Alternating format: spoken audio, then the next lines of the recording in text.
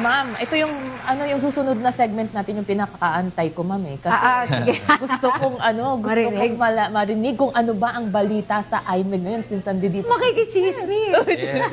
Alamin natin, ma'am, Yes, kung ano ang sir. mga latest na balita mula po kay Sir Gamba. Sir. Yes, dahil mula po naman sa opisina ng taga-usig ng mga tiwaling pulis, masaya po naming ibabahagi ang isang malaking accomplishment ng PNP IMEG. Natamo ng PNP IMEG ang PGS Gold Eagle Award, Wow. Initiation at Compliance Stage. Isang hakbang tungo sa mas malaking transparency at accountability. Nito lamang Agosto 13, 2025. Yes, ginawaran po ang IMEG ng Gold Eagle Award. Wow, pinakamataas yun. Sir, congratulations. Pinakamataas na award. Yes. So, itong ang mga opisyal na ginawaran, no, kasama ang nakamit nitong sa compliance stage. Yes. Ito ay sa ilalim ng performance governance system. Kinukumpirma ng prestihiyosong pagkikilala na ito ang matagumpay na pagsunod ng IMEG sa mga kinakailangan sa unang yugto ng PGS or Performance Governance Pathway. Ang nasabing awarding ay ginanap kasabay ang ika-13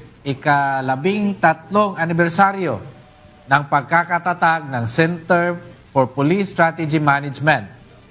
Ang seremonya ay pinangunahan ng panauhing pandangal at tagapagsalita na si Mr. Ramon S. Ang, President at Executive Chief Officer ng San Miguel Corporation. Ang PGS Gold Eagle Award, plaque at certificate para sa IMEG ay tinanggap ng aming Direktor na si Police Brigadier General Bonar de Briton, Police Brigadier General Warren F. De Leon, retired na dating Direktor ng IMEG at isa sa mga resident host ng direktang sumbungan ng bayan. Kasama din ang IMEG Command Group, pati na din ang mga membro ng IMEG Advisory Group.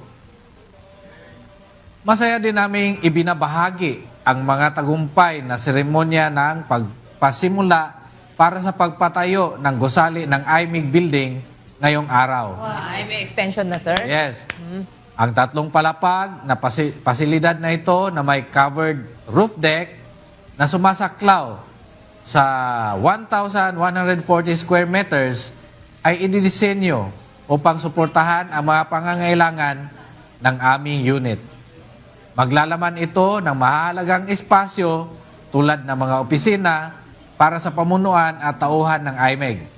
Isang conference room, isang tanggapan para sa mga kababayan natin na nais magreklamo o walk-in complainants, at isang multi-purpose hall.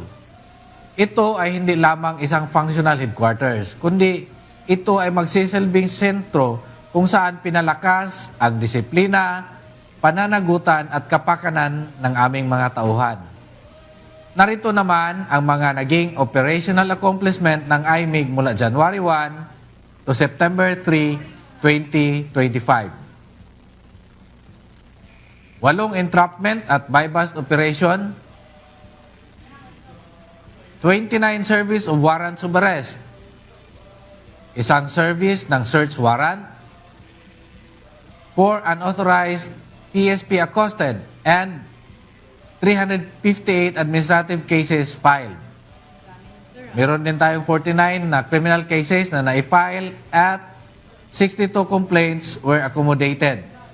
888 walk-in complaints.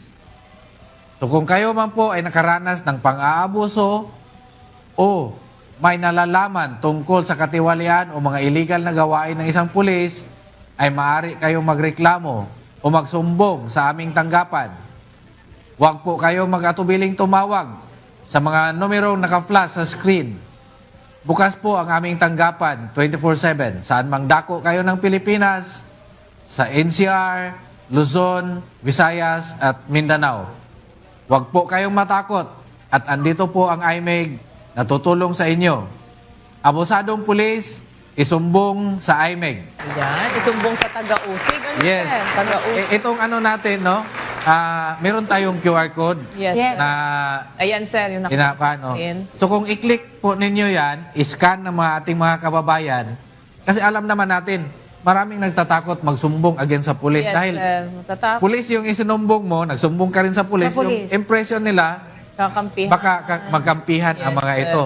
But inaano namin sa ano, we are giving our kababayans the assurance na itong QR code na ito, pag ikinilik ninyo, lalabas po doon yung complaint sheet.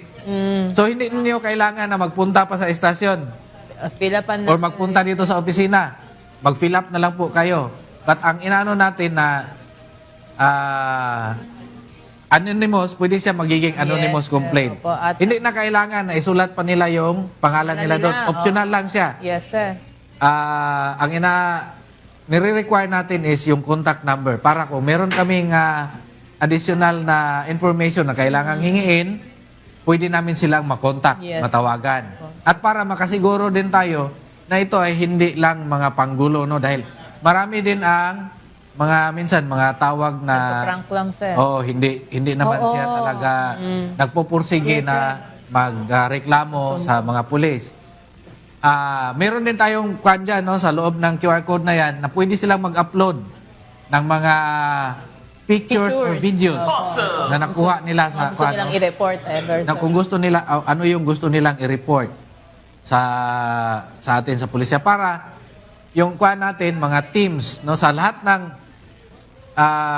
regions meron tayong mga tinatawag na mga teams. Yes, sir. So sila yung magba-validate sa mga sumbong Oo. na natatanggap natin. So kung meron tayong 5-minute police response sa 911, dito naman sa atin ay we are trying to at least within 72 hours magkaroon tayo ng validation sa mga reports. Opo, sa mga Oo. nalilipid Yes. yung Kung ano yung mga sumbong na kuha nila. Meron din tayong mga hotline numbers sa Na pinost. headquarters.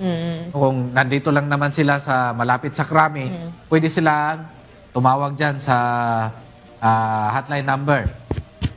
Meron din tayo sa Luzon Field Unit na nakabase sa Pampanga.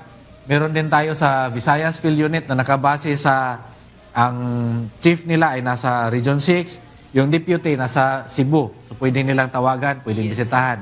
At sir, kung sakaling sa 911 naman nila yan itawag, agad na pupuntahan. Sa 911 naman, ang kuan natin kasi doon, yung police response, no, kung kuan, may kailangan silang respondihan, no, police response.